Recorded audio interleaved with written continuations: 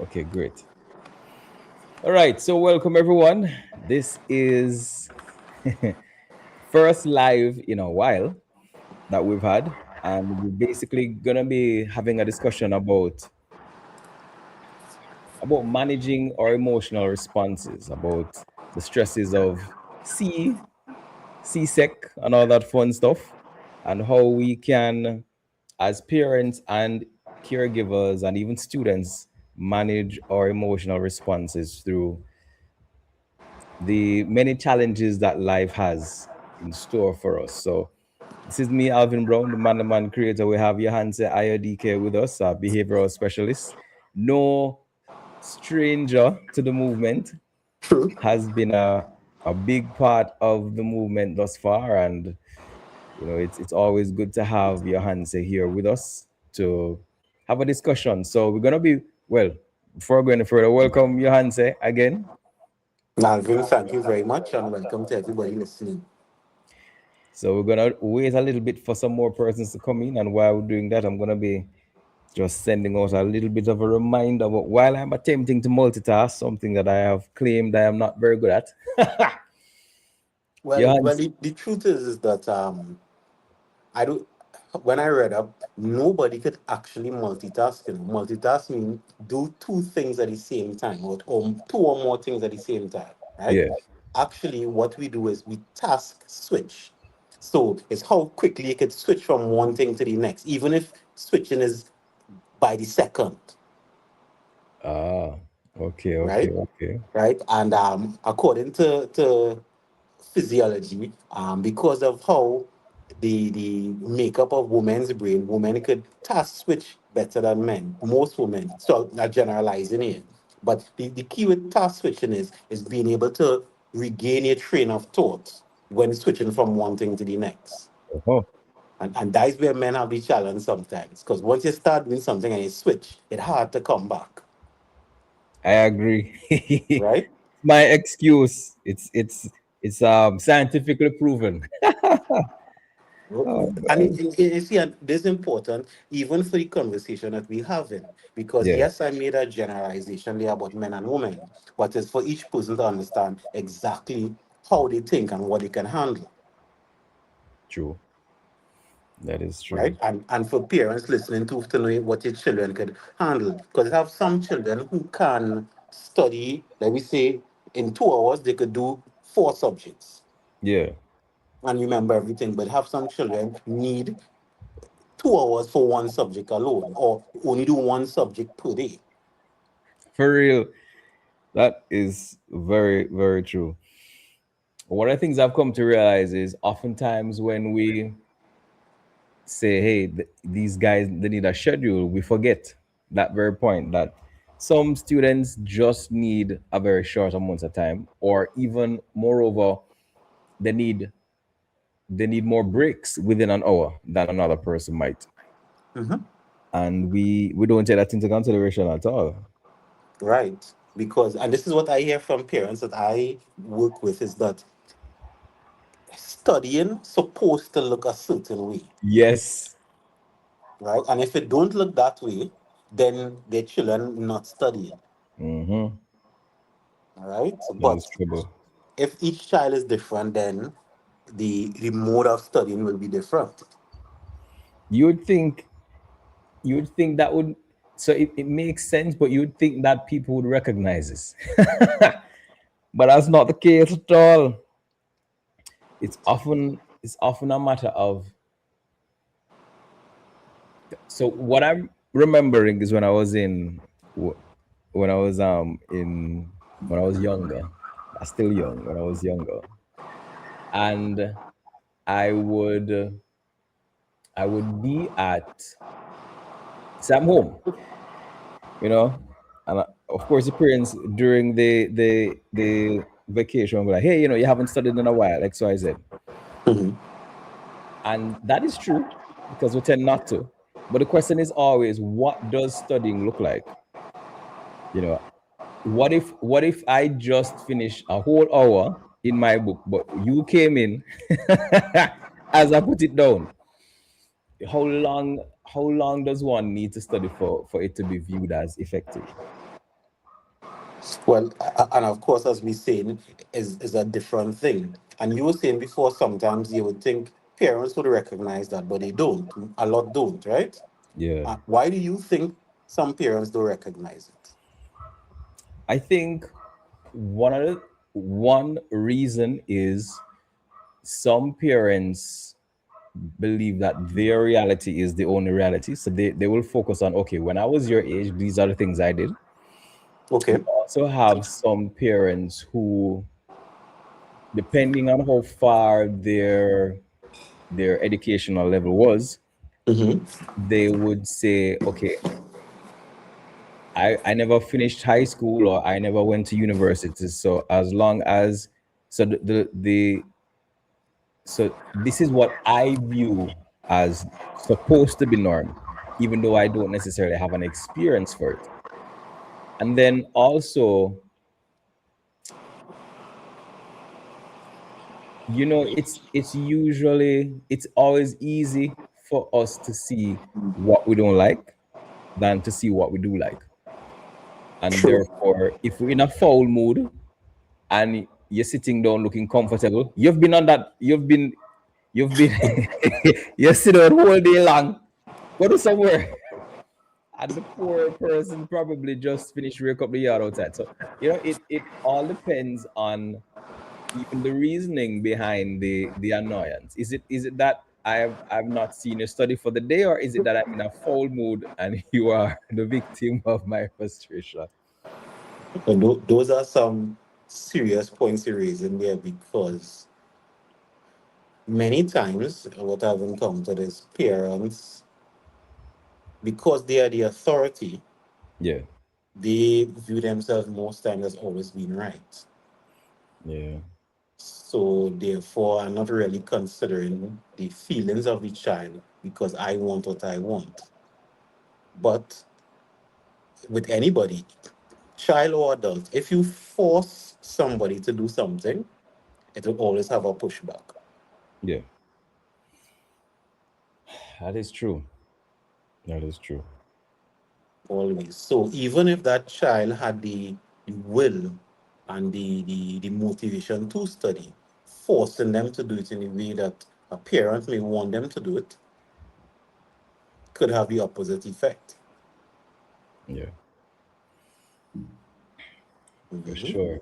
Also, I would add, though those points you raised were really perfect points, I would add an element of many times, especially when it comes to exams, big exams like SCA and CSEC, lots of times parents have fear. So Don't because embarrass of me. No, their make sure fear, say it's straight one to get. because of their fear now, they get a little frantic with the child. So the child may be doing what it's supposed to do, but Yeah, because of the parents' fear, they need to see something. The parents need more reassurance than the children. yeah, that is true. Lizzie says studying looks effective based on the results. Yes. Yes, and you see that I agree with because I mean, in Form 5 or Standard 5, I don't think you should be now trying to figure out the studying habits. But if you have the opportunity from Form 1 or Standard 1, Yeah, I think maybe in that Form 1, Form 2 period, or maybe a Standard 1, Standard 2 period, let the child experiment. You and with the child experiment what actually is effective.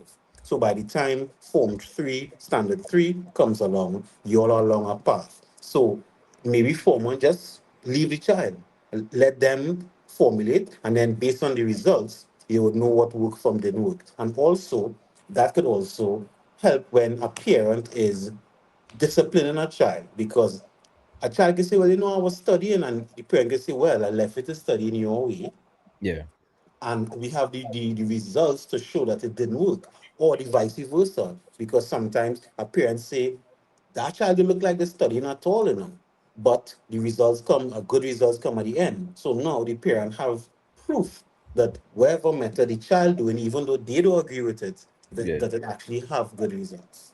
Mm. So When I was that was a great question. when I was in high school, that was me. Yeah? My parents, they expected a certain level, and there are certain things I was allowed to do. But if I played a fool, the response would be adjusted accordingly.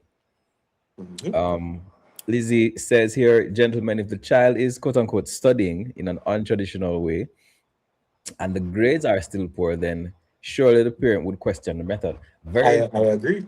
I agree, question yeah, because the results showing otherwise. And if the child trying to argue and say they're still studying, then you could say, well, I'm not seeing the results, so therefore something have to change. yeah. I that reminds me, there are times when students would be like, "Sir, can I listen to music?" And I'll be like, "All right, here's my question: are you allowed to listen to music in the exam?" If the answer to that is no, then Right. no, you are not allowed to listen to music. And that's simply because, fortunately or unfortunately, we're not training them for life, we're training them for exams. And in training them for exams, we have to make sure they're capable of focus in a particular way on a certain environment, on a particular environment. And what I've come to realize as well is that, children, if they can take 10 miles after begging for an inch, they will take 10 miles after begging for an inch. And there are times when they don't know themselves. And if they don't know themselves and they believe that, okay, listening to music helps me, it probably doesn't. Depending on the type of music, especially if it probably doesn't. Um, I don't wanna put a blanket statement, but and generally most of their music might be somewhat of a distraction. But the funny thing though is Well, that if you put the work in a music form, they will remember it. So maybe one of the things that we could do for somebody who likes to listen to music while they're studying is tell that child, here's the deal. If you want to listen to music while you're studying, create a song based on your notes, and you can listen to music forever. well, as if not I extra work for the child, they may some children may do that, but what also I think parents could ask children why it is they want to listen to the music, because I've asked students I work with why you want to listen to music, and I've got varying answers, but most times the answer is the truth is you don't really want to do the work, and the music is sort of a Distraction. I wouldn't say distraction, but it's more like it easing you in. So again, a little bit of what I want versus mixed with what I don't want. Right now, I don't think that's a good reason, right? But it's the most common reason I've received, which means most time that method of studying for that student is not for them because it feels forced, and or of course I mean we have varying factors. Maybe the subject is not the subject that the student want to do, or maybe the student having trouble in the subject area. So there are some other things to address when a child would say, I want to listen to music when studying based on the reasoning why.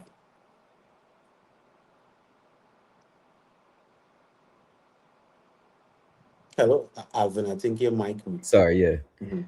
A dog was barking. Right. So to run on that point, when we're gonna be since we're talking about them not liking certain things and them may in an extreme case, if it is that they're struggling with their schoolwork, they might become depressed. What what is the and since we've unfortunately been seeing a lot of effects of depression, especially the extreme cases, what is a give us a definition of depression. Well, before I give a definition of depression, what I want to do is give a simplified definition of what causes most. I don't think it was as a mental illness, right? But maybe a dip in your mental health, right? Mhm. And this is for depression. This is for anxiety, right? This is for as sometimes cases as extreme as bipolar disorder, schizophrenia, etc. Right? It is the inability to manage or cope with current life stressors, meaning that you don't have a solution to figure out how to healthily navigate whatever is my life situation. And based on how many of those you don't have a solution for, or for how long the period is that you don't have the solution, will based on the intensity of it. Ah, so it's like a cooker, a slow cooker. Yes. The So longer you so let's go with stewing it. depression. Depression is usually not necessarily sadness, but sadness can be is a feeling of demotivation and hopelessness based on your current life situation. Right, Right? right. That's just a base. Now, if if you feel that way for 3 days, that's not depression. That could be depressive symptoms. But if Right. you feel that way for a month to 6 weeks continuously, then you can start to call it depression. All And right. some other symptoms is you have no joy in things that you had joy in before, Mm-hmm. right? Habits drastically change, or feelings drastically change. So you used to like to eat a lot, now you don't want to eat at all. Or vice Mm-hmm. versa, you never eat a lot, but now you want to eat a lot. All right. I have a few scenarios, and I want you to see if we can help me dissect them. Mhm. And as for persons who are listening, please send your message, send your questions now, so that we at the end we'll have less time to, so we'll have more time to address them. So one of the things I've come to realize is some of the young men that I interact with, they spend forever online in the night. So they're sleeping less, they're playing games, tend not to be studying. I mean, so let me give you a scenario and we can go through it. So let's say there's a young man who goes home, and when he reaches home at around 6 o'clock. Okay. His parents come in around 7:30, and they organize some quick food, and they have food. They don't eat together necessarily, and then he Mhm. goes in his room, or has been in his room, quote unquote, studying. He's supposed to go to his bed at around 9 o'clock, goes to his bed probably around 11, maybe pushing 1, because he's online playing games. So he comes to school really tired, falling asleep in class, isn't learning, and then this continues for a number of weeks. And so his challenge now is he is having an issue staying staying up in class, understanding what is happening, and now his grades are going down. His grades are going down, and he gets saddened by the fact that his grades are going down. And he thinks less about studying, because why study when I don't understand anything in the first place? So it seems as if it's reinforcing itself. Okay. What would be your suggestion to a parent who sees their child looking listless, and or who sees their child whose child tells them that, listen, school is not for me and I don't feel like going anymore?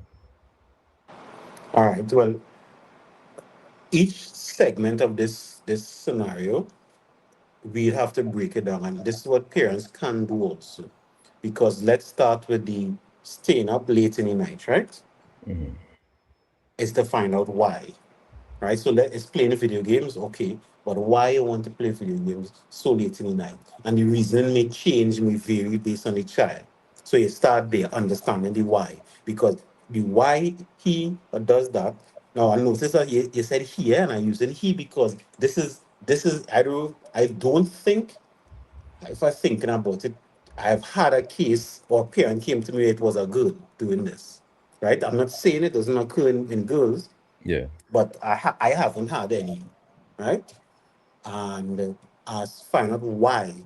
And when you find out why, then you could address that. So I'm going to give some general reasons why now. Now, there's something called revenge sleep procrastination. You ever hear that before? No. So you can break down that word, revenge sleep procrastination. So you're procrastinating on sleep. Procrastinating means you're delaying your sleep, right? Because you're taking revenge. Now, what you're taking revenge on is the day that you lost because I didn't want to be in school. So now I have to take revenge and take back my time because I spent my day doing something I didn't want to do. And you can look it up, right? Okay. And those listening, revenge, sleep procrastination, because it's not only for children, adults do it also, right? You spend all in a job you don't want to be in. So now you have to take back your time. And either you're out lining late, you're staying up watching Netflix late, you're playing video games late. So like child, like adult, right? Now, if this is the case, and a child don't like school, which is the case for many children, right? The hard part is you can't make a child like school. Right? Now you could regulate how they take this revenge because if the video games are not available, then they can't do it. If you have their phone at night, they can't do it also. So Right. sometimes if they have no means, they are forced, quote unquote, to fall asleep. Hmm. Right? So parents could manage that also. But and this is where old school into new school sometimes just have a disconnect. My generation and generations before me, we were forced to go to school. We were Yeah. told that is the best thing for us. And most times we had no choice in the matter, Quite so. right? So a lot of times this is what we bring to children. But children who now have phones and internet and resources most times look up to see, and this is a popular search among secondary, especially secondary school students, is school necessary? Hmm. And most times you will get no, or at least traditional school necessary, right? Because no, I haven't got any child that checked that and heard that education is not necessary. Education is always necessary. But in a traditional manner, they could sit hours and look up alternative ways of receiving this education. So now reinforcing their mind, this not really making any sense to me. Right. And which to be honest, even here in Trinidad, a lot of it that has validity because students no longer really have to go in traditional schools. There are schools now where you could do, you don't even have to do SEA anymore. And if students find those ways, they would have a great disconnect. So now I'm breaking all these things down because these are common things that I've encountered that parents and children have, right? Now, if you could find whether it is sometimes a different school, which I know is not an easy process, or sit with a child to really find out how we could make school, I don't want to say easier, but Hmm. make school more palpable or helping navigate it better, they would want to go to school more. But many parents say, well, it's school, you have to go. I was forced to go to school and I ain't there and I turned out good, right? So I will force you to, but that is not the generation we're working with. And I see more and more parents trying that method to force, and it is failing miserably. It forcing works with me and my generation for the most part. Forcing works with my parents and grandparents' generation even more because that was the time. Yeah. But now forcing a child, and now we're going, especially boys, right? And the difference with boys are boys' development at that age is different from girls. We know this because Yeah. I'm sure we heard girls develop earlier than boys. Hmm. Now, I'm going into a lot of stuff here, right? Girls develop something called abstract thought around age, like say between 9 and 12, when they get their period because they can't make a child. So they have to have the brain to be able to relate to a child, right? Abstract thought is if you tell a girl, if you explain to a girl why she should do something, how she should do it, and she understand, she will do it. When you a boy's abstract thoughts develop between 19 and 21. So when a boy have to burn to learn for it to be real. So a boy learning is more, I wouldn't even say hands-on because a boy could still be an academic, but it has to relate to something in the real world. And it has to relate almost instantaneously. So saying, if you do this on Monday, next week, Tuesday, you'll get it. Most times that wouldn't work for a boy. It is Okay. if you do something on Monday evening, you have to get the results.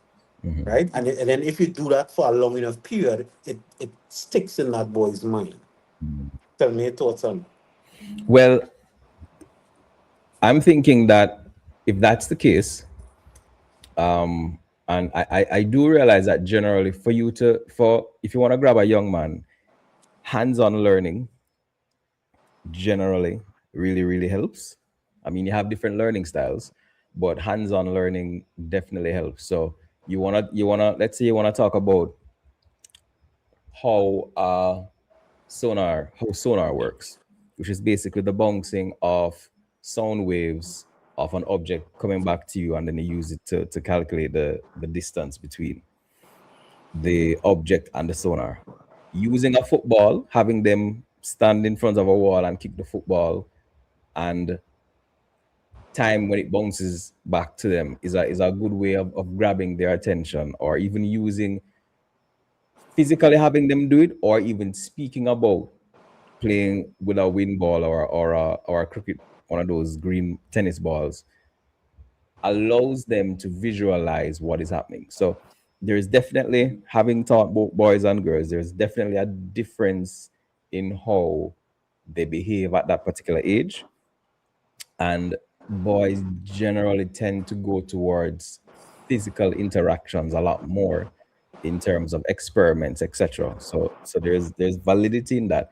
I would also say having encouraging your children will also be different. How you encourage a young lady might be different how you encourage a young man.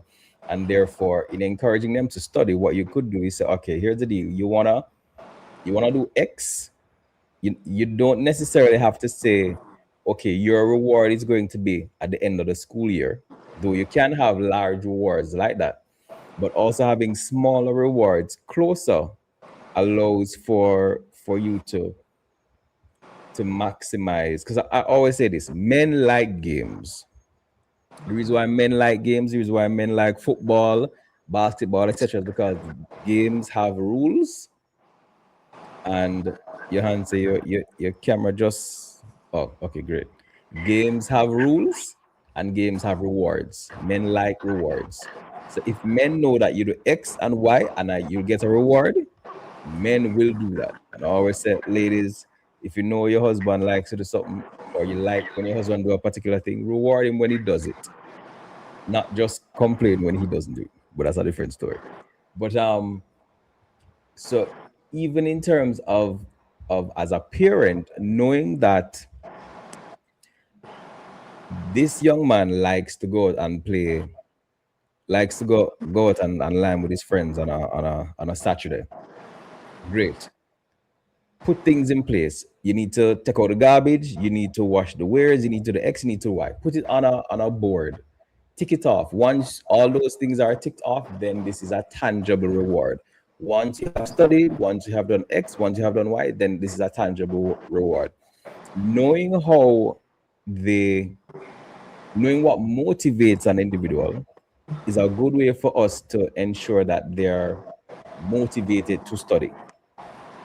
And so that's one thing. The next thing is, as you mentioned, the education system is broken in the Caribbean. It has been broken for a very long time. And we need to appreciate that as it stands now, they're suffering because all of the information they need, they can oftentimes, okay, we have lost Johanse. He should be coming back soon. While we're doing that, I shall jabber a little bit more. We've lost the opportunity to, hold on one second. There we go. Great. yeah, I'm not sure what happened there, but I'm back. Yeah. So I was saying the education system has in the Caribbean is definitely flawed. And one of the things we have to do is to focus more on giving students skills that they can use outside of school. If we don't give them skills that they can use outside of school, the question is why should they study? Correct. And even what you're saying, you used the example with Sona, with the football, but Yeah, I would even break it down something simpler, right? A simpler concept. You're doing primary school maths, you're doing secondary school maths. What I've seen work for boys is, you may have a word problem in primary school, John have three apples and Mary have two oranges, except if so gives so, what would be the result, right? yeah, I saw a child struggle with that and change apples to footballs and oranges to some other sport or some other yeah. thing that they like. It don't have to be sport. Something they like, and he figured it out immediately, Hmm. right? And something as simple as that, understanding your child and what will make them connect. Because you were Yeah. saying different methods, but even something for them to connect, for boys to connect it to real life. And that's what I say, it don't always have to be something physical, although physical stuff work perfectly. But Hmm. once they could connect it, because that's what the physical thing is. The physical thing is them being able to connect it, Right, right. right? Even I remember there's a child struggling with angles, right? Hmm. But they were playing tennis. They used to play tennis, and you just show them the angles of the ball, hitting the ball at certain angles. It now made sense to him. Watching a piece of paper with circles and triangles and different shapes and trying to get the angles didn't make sense. But as soon as he saw it, then he was able to picture that now for his work, something he could connect to. And that is the part sometimes, right? And I using it breaking down. So even something like SEA, right? Comprehension. My child don't like to read, right? So sometimes what we can do and what I've seen work, make the child act it out instead, act out the passage. So therefore now they to act it out, you had to read it, but acting it out, they also connect to exactly what's going on. So now when the questions come, they know. Now I just throw things out there, but a parent could come up with whatever method based on the knowledge of their child, and that's what makes it connect. But on the argument of C, right? For the parents who are currently stressing out, Mm-hmm. a C which is around the corner, what are some of the ways that they can not stress as much going into that exam? Them and One, their child. one, accept the fact that it's not you doing the exam, right?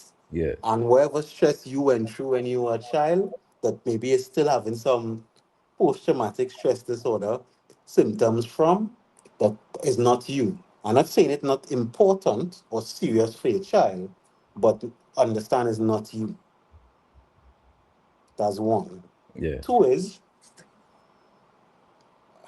in this period here is we in March already. Most times, all a child could do, they already do. Trying to force. I mean, we have what? Is the 22nd or the 26th, I think, of this month. I'm not sure which one, but I know it's the 20 something. There are 20 something days left. Yes, you could sharpen up on some skills, but for the most part, it is what it is. So the only thing now is just to kind of do practice tests, practice tests, practice tests, and again, trying to cram it in a child will can make them stress. It depends on the child because some children work very well with that repetition. Just doing the same thing repeatedly, they do well. But again, this is you knowing your child. Tanisha says that it's the 26th. Right, right. So the 26, right. So trying to cram it into a child now, and especially you usually give a child like maybe a few days before the week of some downtime, so there's even less time. Most times, whatever a child could do, they already could do. Mm. So, and that's not saying to give up. But I mean, we've had a year and change to prepare for SE. So at this stage, stressing yourself out and stressing child out don't make sense. It's like just put things in place. Make sure you're ready for the breakfast. Make sure you're ready for what time they're supposed to go in what school, what center. Have those logistic things ready and have a plan B just in case the car break down, the transport Yeah. income, wherever it is. Those things they could put in place. But in terms of a child, there are less and less things at this late stage. Yeah. For sure. For sure. And what about the persons who are in who are doing CXC, and the young men who are, and young women have it, because I teach mostly males, but yeah, for the Mhm. for the for the teenagers, or even the parents of the teenagers who are doing CAPE or CSEC, the young person who is stressed out about going to school, what would you say to that person who is stressed out about going to school? For CSEC, I would say CSEC people actually have some time, right? And most schools send home their CSEC students like what, a week before, 2 weeks before, Yeah. something along those lines, right? You actually have a lot of time to study, right? Believe it or not, yes, we in March, and most times March or April, May, June is a few months, right? But you actually have time if you study.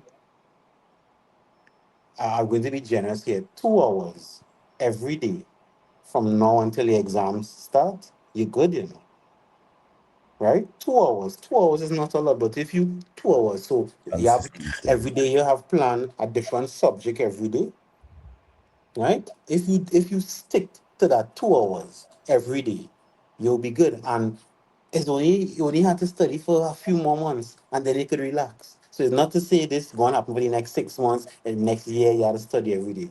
If you study 2 hours, we have 24 hours. If you study 2 hours and okay, let's say you spend 8 hours in school. 8 hours in school, 8 hours sleeping, like 16 hours. You still have 8 hours left. And out of those 2 hours every day studying, you're good. Yeah. So And you don't even have to quality, eh? stress. Quality, not studying while watching TV. Yes, yes, yes, yes. Actually studying. Yeah. You'll be good. Again, ladies and gentlemen, please put your questions in so we can be able to address them during and even at the end. Mail in, and my apology if I didn't pronounce that properly, says, but why do they study but then fail? I think one of the challenges is also for us to know what our learning styles are.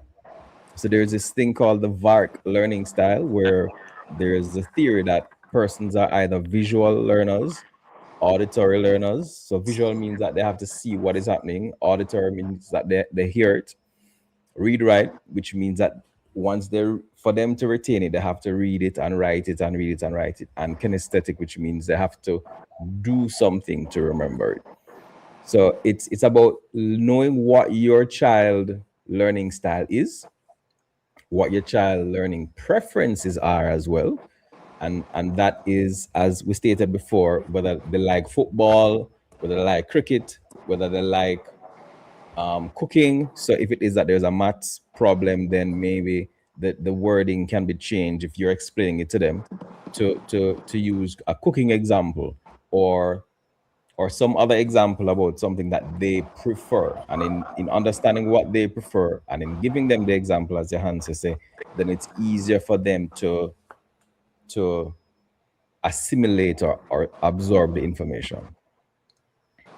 Yeah, that's good advice. And I would add something even you said before, Alvin.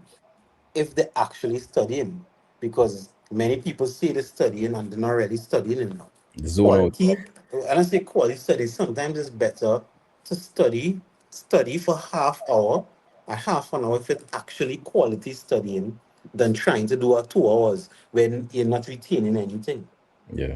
right? And is really to sit with your children, let them be honest. Because many times we pull in all nighters. And after that 8 hours in the night, your really quality time is 1 hour. So True. then you're just wasting time. Sometimes it's better you go and sleep and study for an hour in the morning, and it's quality studying than that you actually study. So added to what you were saying, finding your learning style will help you have better quality time Hmm. studying. So that's one. And then two, I will add, some people have exam anxiety. So they could study well, they're doing real good during the two, but when the exam come, it's problems. Right? Now that there's no one answer for that because exam anxiety stems from a lot of reasons, but it's also to see if your child has that pattern. If your child study good during the week, during the term, sorry, do good homework, getting high marks, high in coursework, but low in exams, then that is something to consider. Maybe it's exam anxiety, and that's a you could deal with that differently. There are professionals like I have a exam anxiety program that I run through with both children and adults, or you could seek a professional help for that also in dealing with the anxiety part of it. Yeah. Nice. And Tanisha says, "Yep, that box they put those children in are outdated and mundane." We agree. We agree. Especially for boys. Yeah. And then she asked, "Would you say a girl with ADHD may lean towards learning in the way that boys typically would? For example, usually the reward style works better for them." Um, I would say yes, yes, with a little grain of salt because there's nothing typical about any child, right? Yes, we have some generalizations, but every child a little different in a certain way. So it's really and this is where sometimes it takes the flexibility of parents to come out of the box, right? Yeah. And it's not you're not letting the child do whatever they want, but it's almost letting the child lead and show you how they could study. Or even if the child don't have the awareness, you observe, and parents would observe. Because when I ask parents, you notice this, parents could say, well, I notice this is how he or she is learning. I notice this is what he or she does when they're distracted, but this is what catches their attention, right? All of those things are information to now use to help redirect the child in that direction. So if a reward system, the quick rewards work for the girl, then do that, right? And the key is to troubleshoot. And that's what I like, and that's the help parents with, to troubleshoot. If we try different things, see what work, what don't work, what work we do more of, what don't work you do less of. Yeah.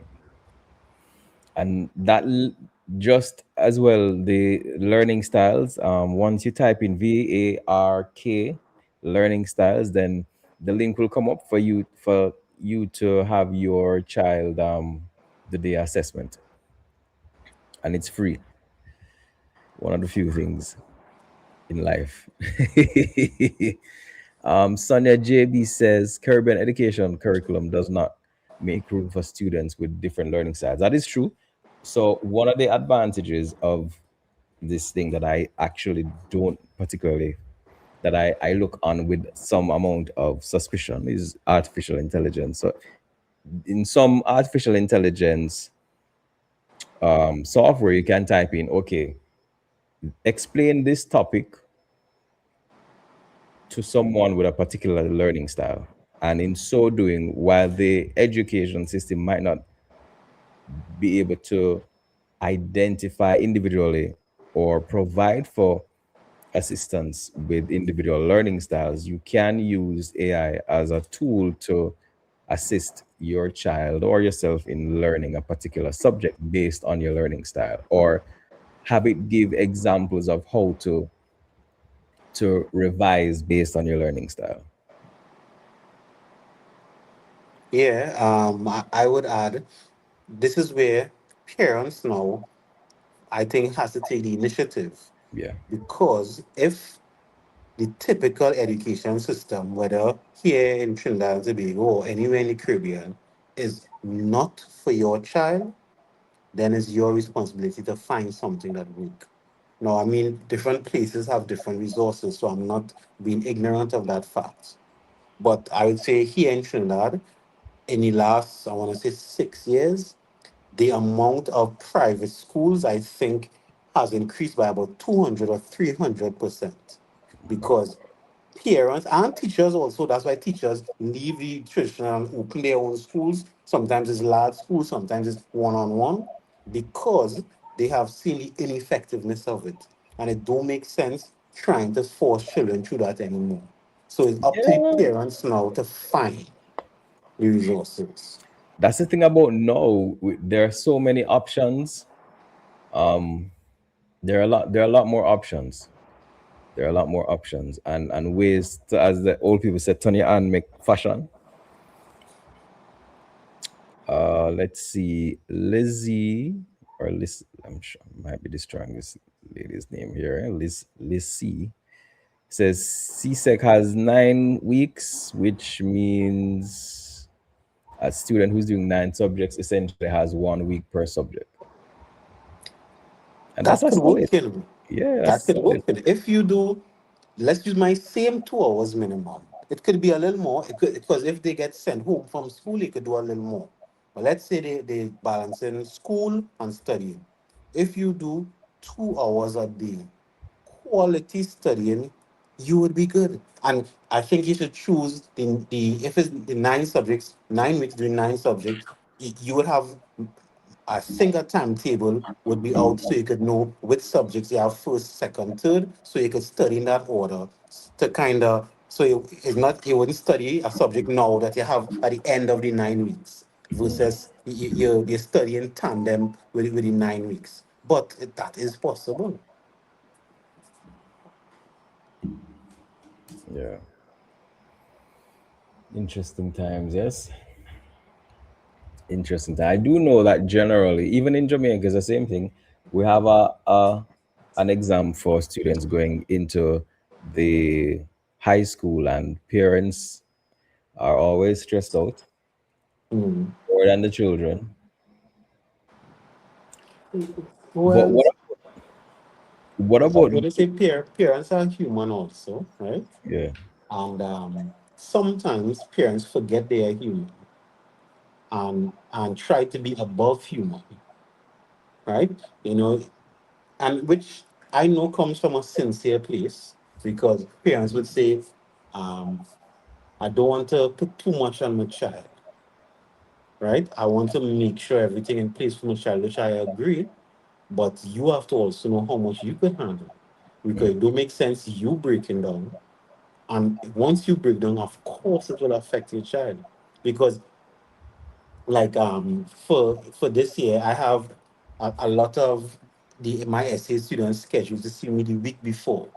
And every year when I talk to them, well, I say 50%, 60% of them, and I say, what is the thing that's stressing you out? They say, sir, parents? it's my mommy or my daddy or my granny or my uncle. I just tired. Stop asking me about the exam. Stop telling me about the exam. I know the exam coming up. I know it's important. I know all these things already. Yeah. Right? Or sometimes the parent trying to be over accommodative. What you need some juice, you need a thing, you need beverages. Now, of course, again, this is not an indictment on parents. I know parents come from a sincere place, but still, this is you knowing your child. Sometimes that works well for some children, right? That is what they need. And sometimes it's not. Yeah. So it's really understanding your child, asking them the questions. If they don't have the answers, you look and observe and see how they react to different types of behavior you may do. Mhm. Right.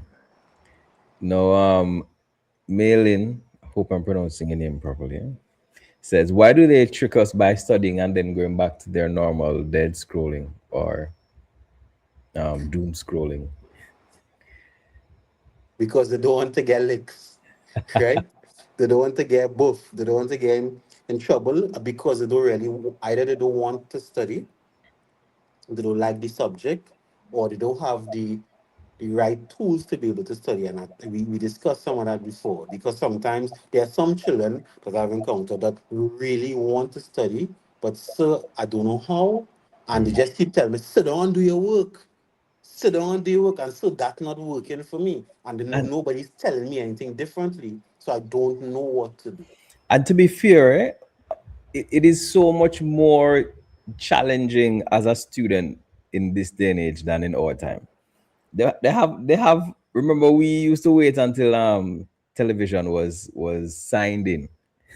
They have a TV 24/7 with a billion different channels in their hands all day long, and we expect them to function without assistance. It's crazy.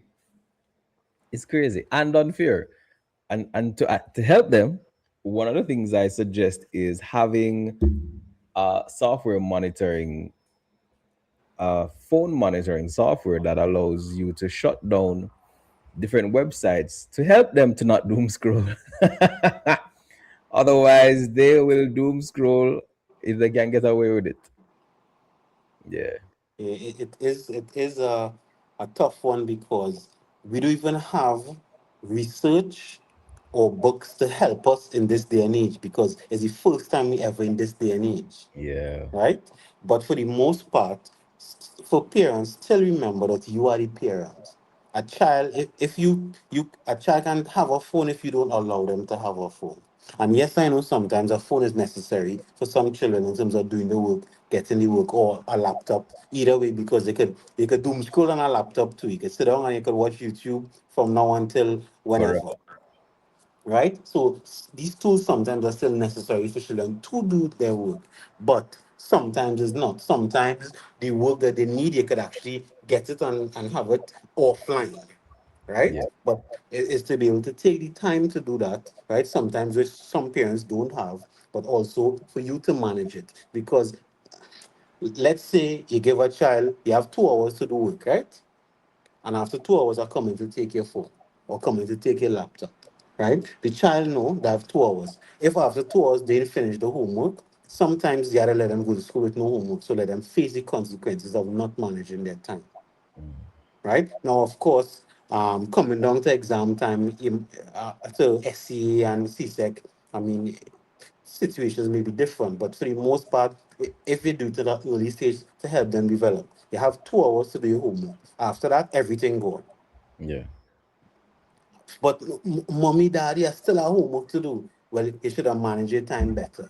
Or show me how, because sometimes you work really hard and child need more than 2 hours, right? But when you see what they do, you would know whether or not yeah. they're really doing the work, right? What about those who using AI to do everything? Because boy, that is a challenge and a half right now. Yes, that is a challenge because and that's a generational gap challenge because AI for anybody ages, I want to say younger than 18, right? This is part of their life, right? And it's hard to convince them that it's just a tool or it's just guidance. It's not supposed to think for you, right? So I don't have a exact answer for that. What I have advised parents and see some work is that to and this is where the connection for one person. I remember we give the analogy that AI is like training wheels on a bike, right? Sometimes certain things hard, so you need the training wheels, but eventually you have to take the wheels off. Yeah. So there's one student I remember, he used to ask ChatGPT to give him the solutions to maths questions. And then he found us one of the solutions. So he keep asking ChatGPT, give me different solutions for this type of math question. And when he found the solution that made more sense to him, he stopped using AI and then so he could do it himself. Right? But he understood the analogy of the training wheels, Right. right? And again, I know this is not a one size fits all, so it's to kind of help your child understand the analogy that is a help. So we're not saying don't use it, but it's not to replace your thinking. What I tell them is abusing. I tell them I have this phrase. I say abusing Chat GPT will make you into an NPC. And that Right, is not, and children would understand that or not. yeah. Because for the parents who have no idea what was just said, NPC is a non-playable character, which is a term they use a lot these days, which means somebody who is not very important, who is easily manipulated, and Who many can't other think for things. themselves. Can't think for themselves, as opposed to a MC, which is the main character. So yeah, So yeah, it's so I just think again, we throw out many different methods here this evening, and for parents to choose and apply where it fits and also come up with your own because you would know your child better than anybody else, yeah, right? And even better than teachers at time. And sometimes teachers see a different side. So even if you have a good relationship with the teacher, you get information from the teacher also. So now you have information from both ends. So now you could come up with a method that could actually work. Whether it is you're changing the school entirely or you're finding a different method so that the child could be able to do work or study in a quality way, even if it's for half hour to an hour. what are some of the coping tools for a student now coming closer to their exams? What are some of the things that you would suggest? For SCA is just keep doing practice tests, right? Just keep doing practice tests repeatedly. That's all I think you should do. Every aspect, the math, the grammar, the creative writing, just keep repeating it so that when you reach the exam, it don't feel like anything new. It don't feel like anything grand. And sometimes that calmness is what helps a child succeed, Right. right? So that's one. And then two, sometimes even muscle memory, right? Even though it's different sums, it's muscle memory. For the CSEC, it have time. You have time, right? From now, if let's say from the first of March, yes, the first of March, you have time. And if you do it in short splits but consistent splits, you should be good to go. Nice, nice. Let me see here. We have a comment that says, "Whoa, it requires a lot of parental intervention just to get through C and CSEC. There are even courses teaching parents to assess creative writing. Don't you think it's a bit much?" Yes, I think it's much, right? But this is where parents doing their investigation on the world we live in now would know whether or not it makes sense also on what they're willing to go through, right? Because there are some parents now who elected not even to do SCA, right? And I Yeah, could give you this is not common, but there's one case that I dealt with. The child was came to me, everybody losing hope. Even the school the child was going to say that they shouldn't do SCA, they would fail. And what eventually happened, and the child didn't do SCA, but went on to one of those private schools where he could do CSEC one time. And he mm, is 12 years old now and he has two CSEC passes. Didn't wow. even do SCA, right? And it's not, he got a two twos, but two twos for a 12-year-old is good, right? So therefore, the parent didn't have to do any courses to learn how to do SCA stuff, right? But I'm not saying everybody should do what I just say, but do your research now because we're in a different day and age. I'm telling you, we're in a different day and age, right? The importance of these exams sometimes are not as important as it was because when I was growing up, with my parents and grandparents, that's the only thing it had. That's the only thing it had. But now it have so many different things and schools open, and this is ministry approved schools where Yeah, you could and the child doing this, he liked certain subjects, so that's all he doing. He only doing subjects he like. So a 12-year-old doing the CSEC, yes, he has some little trouble studying, but for the most part, this is what he want to do. So he interested in it. So the, nice, the nice. struggle to get him to study is way less. Mm, But this is what parents, they say knowledge is power. Yes, we know what we grew up with, but the yeah, world is vast now. And you could actually do this research with your child, but all they do it. Sometimes they could navigate the internet better than you and come up with methods based on the country you're living in that should be best for you. yeah. Well, Tanisha says that, I wish I knew I would forgo C. Hmm. Yeah. And she had mentioned that, one of the things that would definitely be required right now for them is teaching the students about managing their stress levels. So yeah. Let's see. Here is a good question. This is a question that I see quite often. How to start making them use their devices without affecting their emotions? I don't think. Anyway, I'll make you answer that first. Um, have it reward based, right? When a parent bring a child to me who have problems focusing on any issue, now the first question I ask a parent is, what chores the child have? And most times does get none or very little. So here's why this is important. Preach it. Because when they use the device, every time you use the device is almost like if you're getting a reward, right? A free reward. If you attach some sort of work behind it and you stay consistent that if they don't do it, they won't get the device. After a while, they'll start working for the device and they will realize that what they're getting from the device is not as fulfilling as doing whatever work they can do. So it starts with housework, right?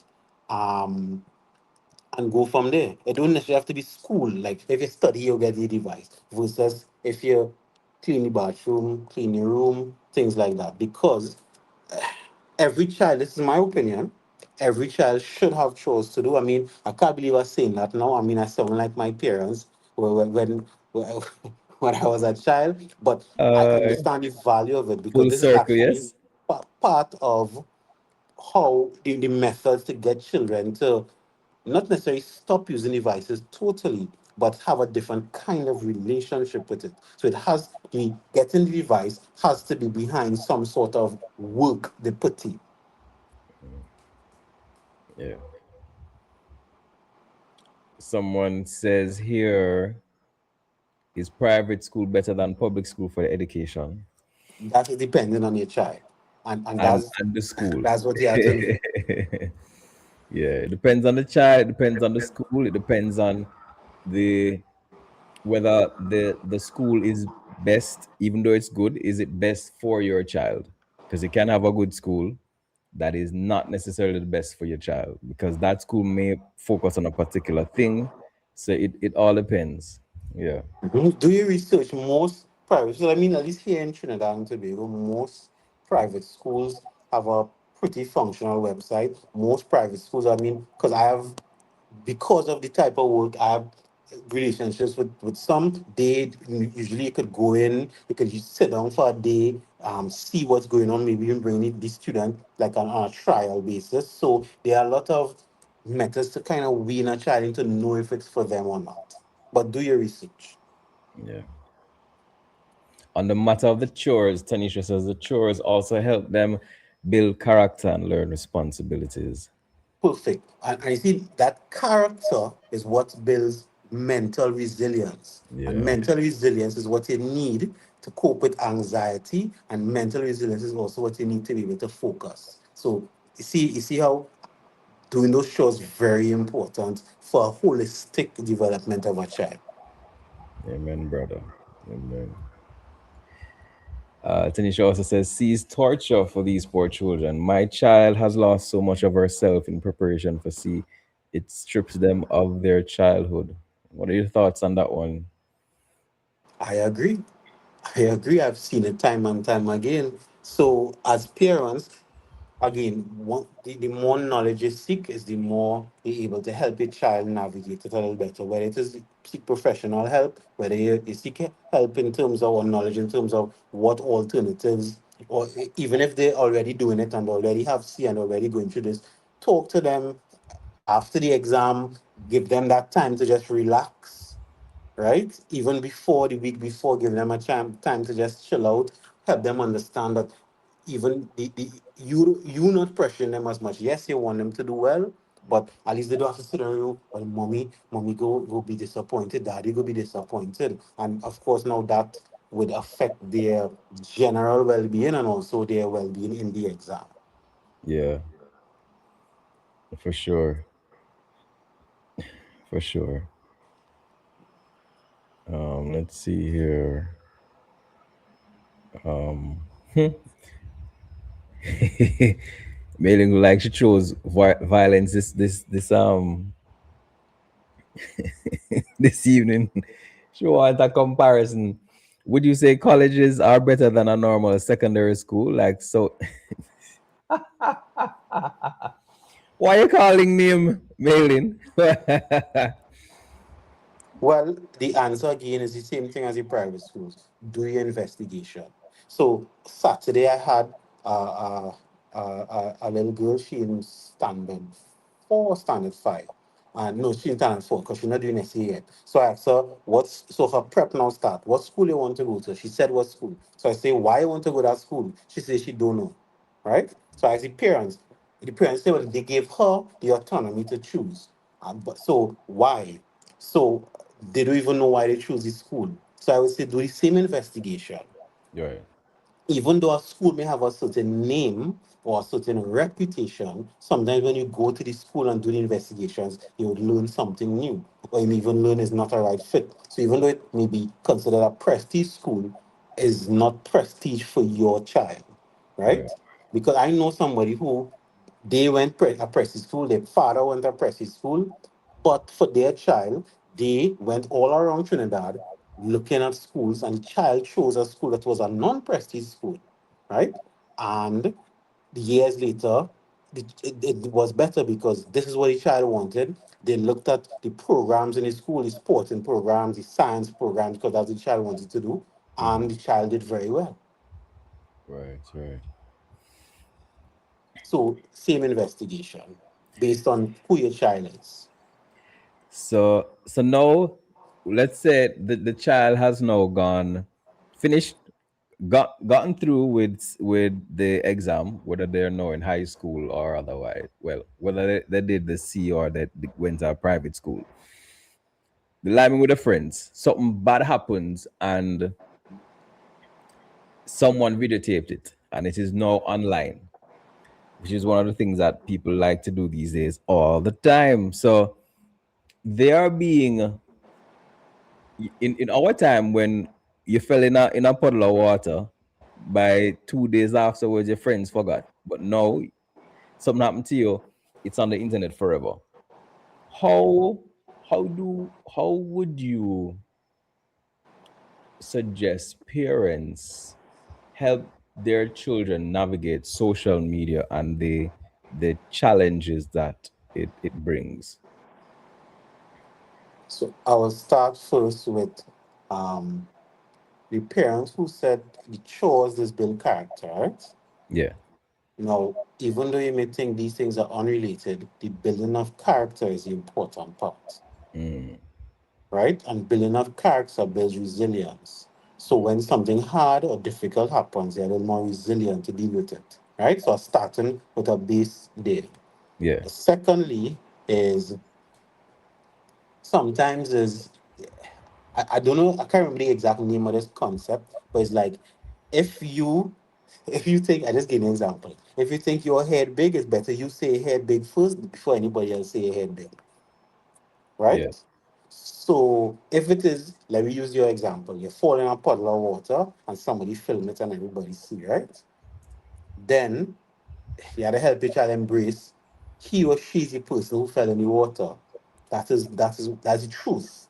It doesn't necessarily define who they are, but it's the truth. So if they're now trying to deny it or try for people not to laugh at it or not to see it as impossible, they saw it, they will continue to see it. So it's better to Embrace it. as- embrace.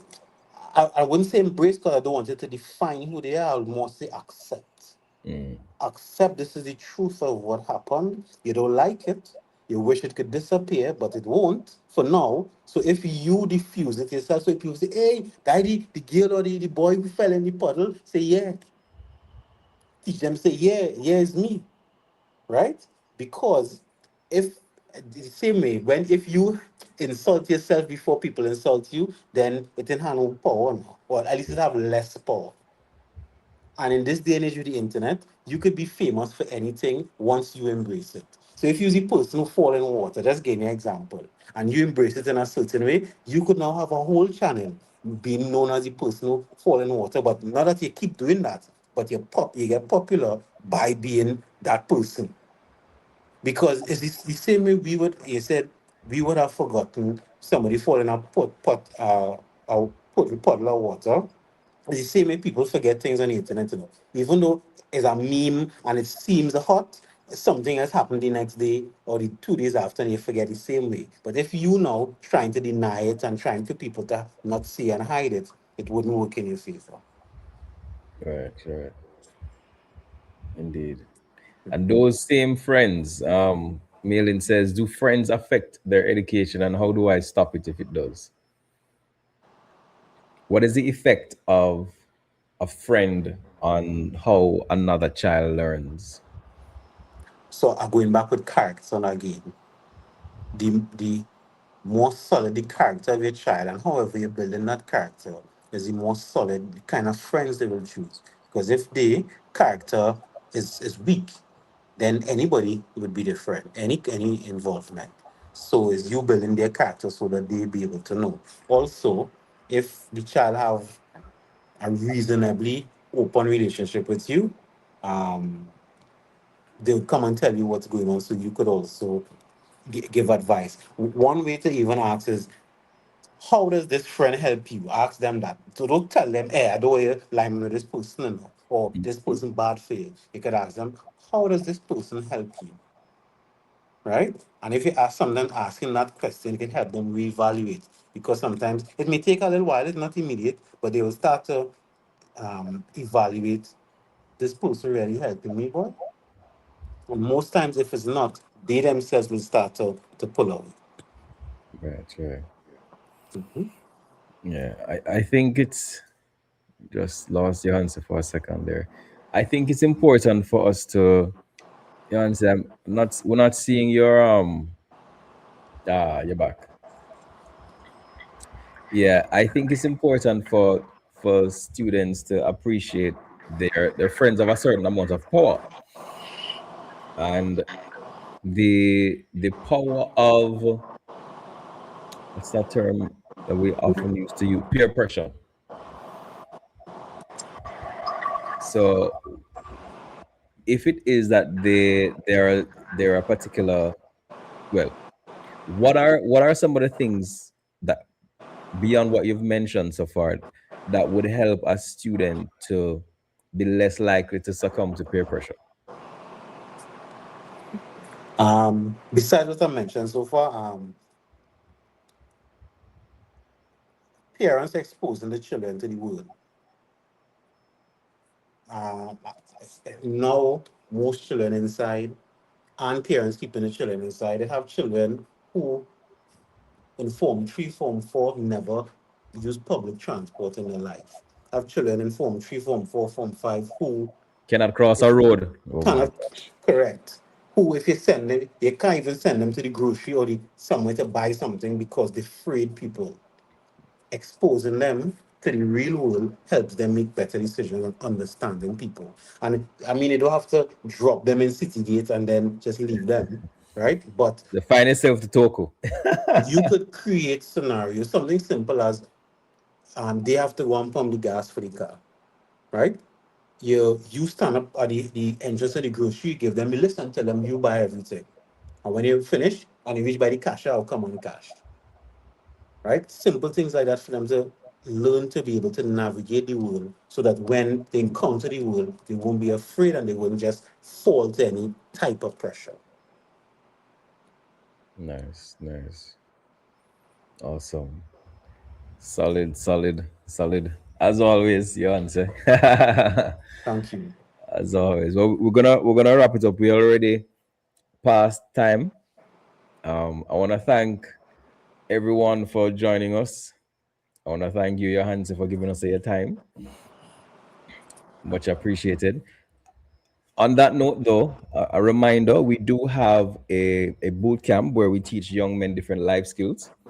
Exposing them to things that will help to build their character. So we're talking about how to change a car tire, how to cook, how to the basic self-defense, emotional intelligence, many things that a young man needs to survive in life. And so I want to, if anyone is interested, they can always reach out to us. And the good thing is, anyone who is a part of our boot camps, Johan said, does counseling sessions, and they are fortunate enough to get a discount from Johan says consulting. So that is another reason why you need to connect with us.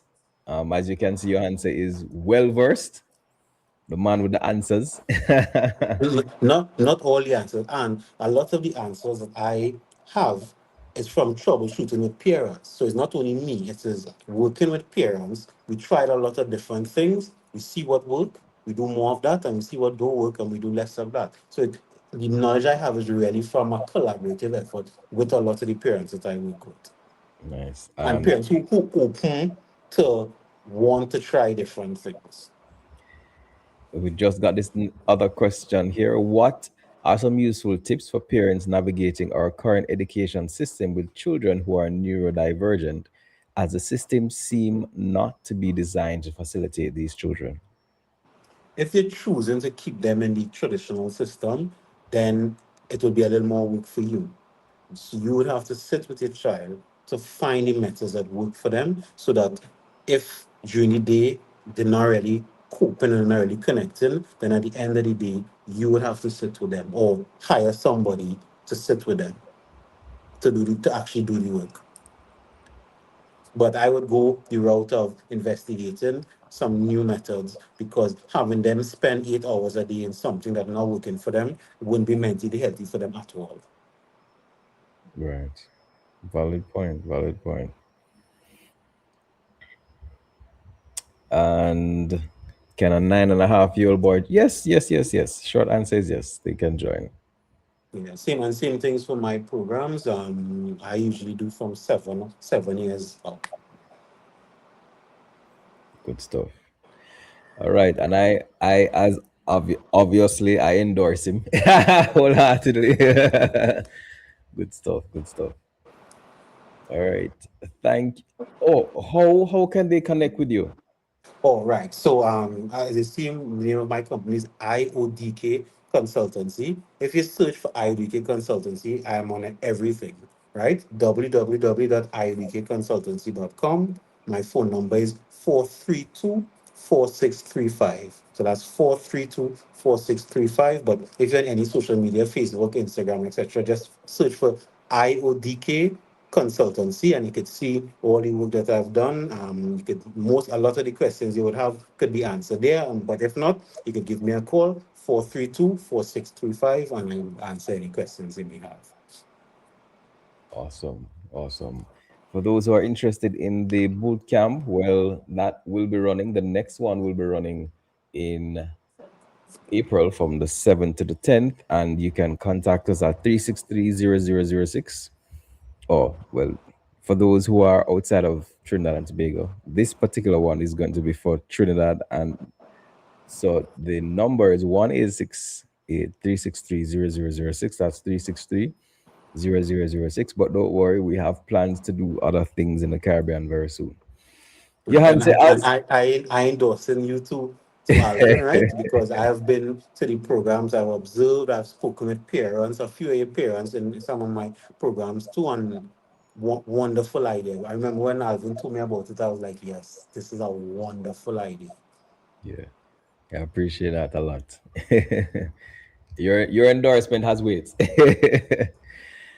Thank you very much, and thank you to everyone who took the time out to be with us this afternoon. As always, stay safe, and we will do this again soon. Yeah, definitely. Thank you for having me, and thank you for those who asked the questions also and tuned in.